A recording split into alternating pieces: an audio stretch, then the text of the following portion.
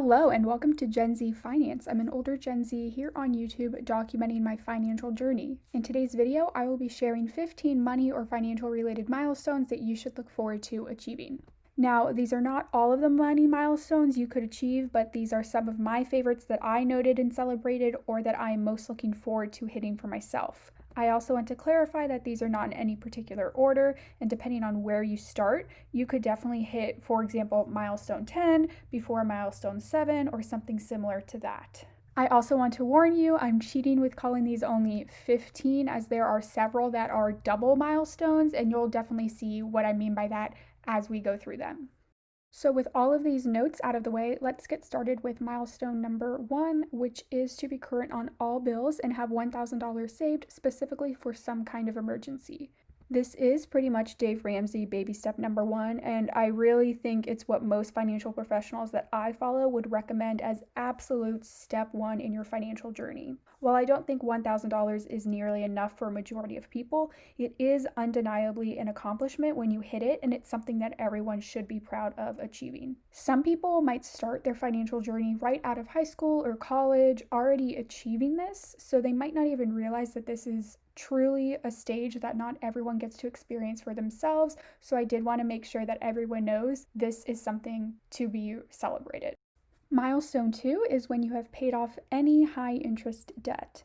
That will probably be all credit card debt and might include a car loan, personal loan, or student loans, depending on their interest rates. Of course, what people consider high interest will differ. I believe most people would agree all debt over 6 to 7% is high interest, but rates between 4 to 6% are in the gray zone, and that's much more up to your personal tolerance and interpretation. For myself, I currently consider interest rates over 4% as higher interest and would probably aggressively work to pay these off. The only caveat to this is any mortgage debt.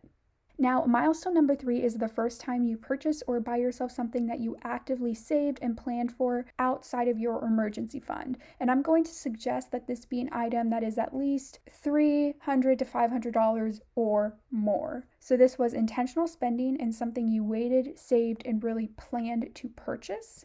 You might have used a credit card to get rewards, but you have the full balance of the purchase in cash ready to pay it off in full. For me, I think I hit this milestone in September or October of 2020 when I purchased a new iPhone 11 in full for myself. I knew I was going to do so within the last few months of 2020, and so I spent several months before then saving up and had the full balance ready to spend whenever I wanted to. Milestone number 4 is saving $10,000 up in cash. You can have this money saved for any particular reason, whether it is part of your emergency fund, a mix of sinking funds, or even if you expect to need to spend the majority of this money shortly after saving it up. Having $10,000 in your checking and or savings is an incredible feat, and that definitely took time and discipline to achieve. And this leads us into milestone number 5, which is having a $0 net worth. If you started out having debt with no or minimal assets as well, this took blood, sweat, and tears to get here. You might not be completely debt-free yet, but you are definitely getting there. And then, of course, if you had no debt when you started your financial journey and became aware of all of this, this might be your milestone number 1. But just be aware how amazing it is to be able to start from this position that most people have to climb their way up to. Milestone number 6 is when you have a fully funded emergency fund. This is an important achievement because it brings you security and allows you to take more chances and be open to more opportunities because you have a safety net in case one of those opportunities goes wrong.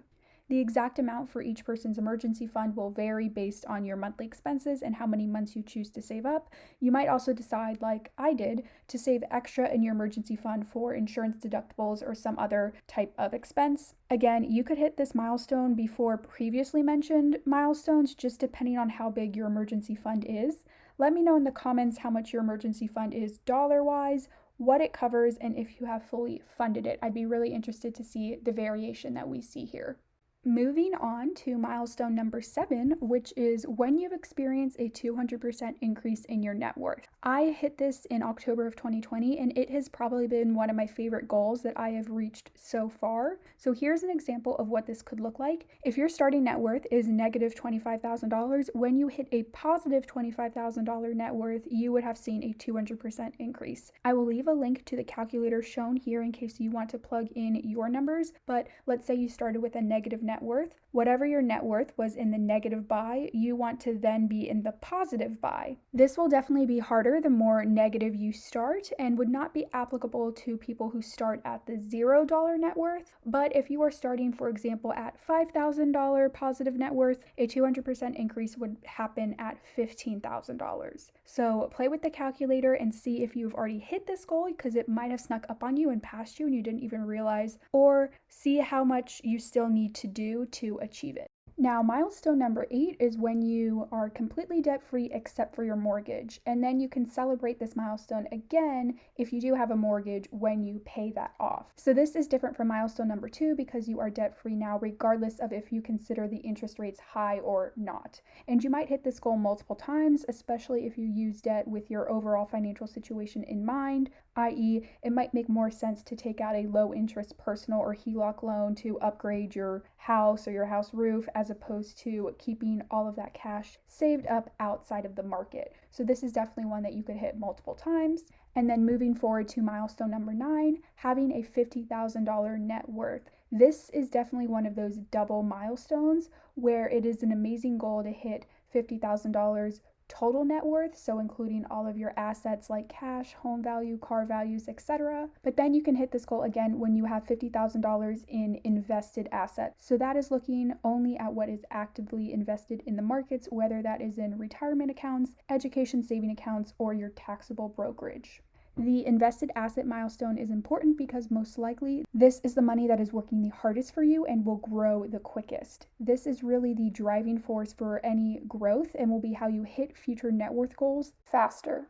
Here is another double milestone relating to your net worth, and that is reaching a $100,000 net worth and or $100,000 invested in total. It is commonly said that the first $100,000 is the hardest to save and get to, and then after this, all future $100,000 goals don't take as long. This is definitely one of the milestones that I suggest actually doing or buying something to mark the occasion. Go to a nice dinner, take a vacation or a weekend staycation, buy yourself that fancy kitchen appliance, just really soak it up because it's an incredible accomplishment. Now, the next milestone, keeping in line with some of the previous ones, is when you hit that $250,000 net worth and then eventually hitting $250,000 invested. You now officially get to say that you are a quarter of a millionaire, and I think that's pretty impressive. We are changing gears a bit with milestone number 12, which is when you achieve F.I.R.E and or you have your FU money. Here you can see the definitions of both of these terms, or at least how I use them. F.I.R.E means you no longer need to contribute any money towards retirement, and the current balance you have will grow enough solely based on compound interest to allow you to retire by traditional retirement age with enough money to last you.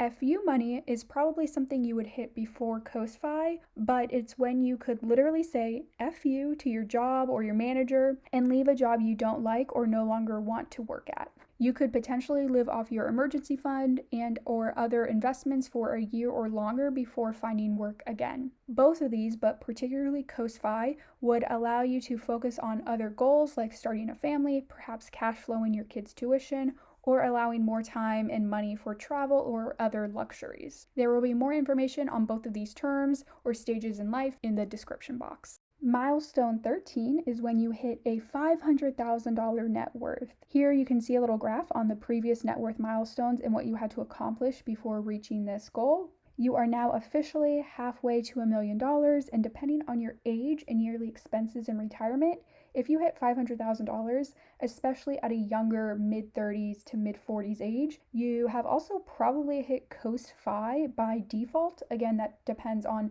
exactly when you hit it and how much you need in retirement, but this net worth is definitely going to help you hit those big F.I. or F.I.R.E goals.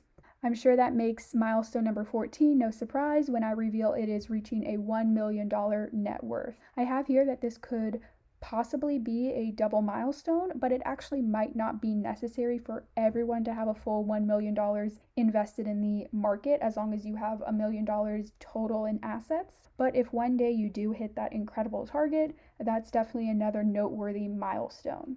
And then just to make sure you understand, it's $1 million. That makes you a millionaire, and most likely you did not achieve this by winning the lottery, so it's just mind-bogglingly impressive that you have hit this. And then here's an idea for how you can treat yourself. I recommend you go out and buy yourself a McFlurry or some ice cream. I think you'll be able to afford it now, so go wild. All right, so any guesses on what the final milestone I'm going to be talking about might be? Drum roll, please. Milestone 15 is reaching financial independence, whatever that number or term means for you. Generally, the accepted definition is that you no longer need to work for money ever again. Again, the amount needed to reach this milestone will vary for each person. Perhaps you need less than $1 million to be FI, and so you would hit this milestone before you hit the $1 million net worth that we talked about on milestone 14. But all of the previously mentioned milestones are leading you here, and even if you reach FI at 60 or 65 or 67 or 70, it is still to be celebrated because most people, and specifically most Americans, will never be this financially secure in their life. This time, I recommend buying yourself 2 McFlurries to celebrate.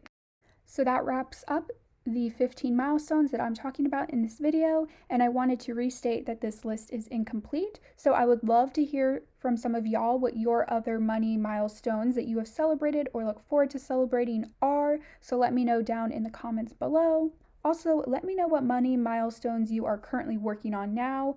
Personally, I have reached milestones number 1 through 5 and then milestones 7 and 8. So I still need to fully fund my emergency fund, which is number 6 on my list. And at the time of filming this, I am still short of milestone number 9, which is having a $50,000 net worth. Please make sure to like this video and subscribe for more money or financial related topics. Also, you can follow me on Instagram at @ZNEOFinance for more content as well. As always, I hope y'all are staying safe and healthy, and I will see y'all next time.